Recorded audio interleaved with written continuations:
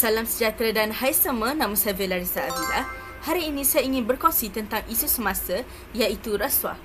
Isu rasuah kita boleh kaitkan dengan pendidikan moral tingkatan 4, unit 5 iaitu mantap integriti, mantap jati diri, dan tingkatan 5, unit 5 integriti pemacu kecemerlangan organisasi.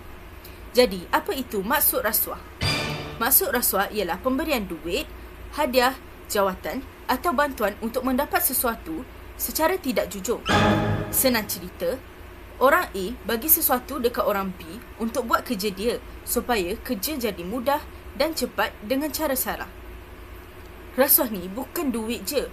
Belanja makan, hadiah mahal, sponsor trip, semua boleh jadi rasuah kalau ada niat untuk mendapatkan keuntungan secara tidak adil. Sedar tak sedar, ada satu perkara yang kita hampir terlepas pandang. Contohnya, perkara kecil macam, weh, aku nak tiru jawapan kau, nanti aku belanja.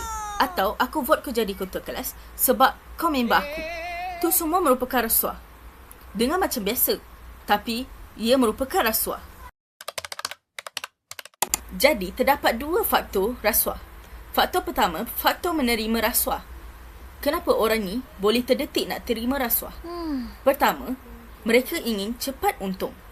Kedua, mungkin gaji terlalu kecil.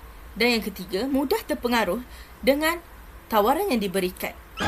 Jadi, faktor seterusnya ialah faktor beri rasuah. Macam mana orang ni boleh bagi rasuah dekat seseorang? So, faktor dia tidak lain dan tidak bukan tidak amanah dengan kerja.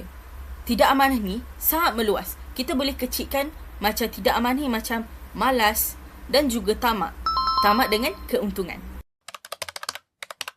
Jadi, apa kesan bila kita ambil rasuah atau beri rasuah? Kesan terhadap diri ialah dipandang rendah oleh masyarakat. Kedua, imej diri terjejas. Ketiga, boleh dipenjara atau didenda, sekaligus masa depan tidak akan cerah. Kalau terhadap organisasi pula, imej organisasi akan tercemar. Kedua, organisasi menjadi tidak stabil. Ketiga, berlaku kemerosotan organisasi. Dan akhir sekali, hilang kepercayaan terhadap organisasi untuk bekerjasama dalam satu projek. Jadi, kita dah tahu apa itu kesan rasuah terhadap diri dan organisasi. Seterusnya, bagaimanakah cara untuk elak rasuah? Senang je, ia sepatutnya bermula dari diri kita sendiri, iaitu jalankan tugas dengan penuh amanah, bersungguh-sungguh semasa bekerja dan yang paling penting, tidak mengambil rasuah.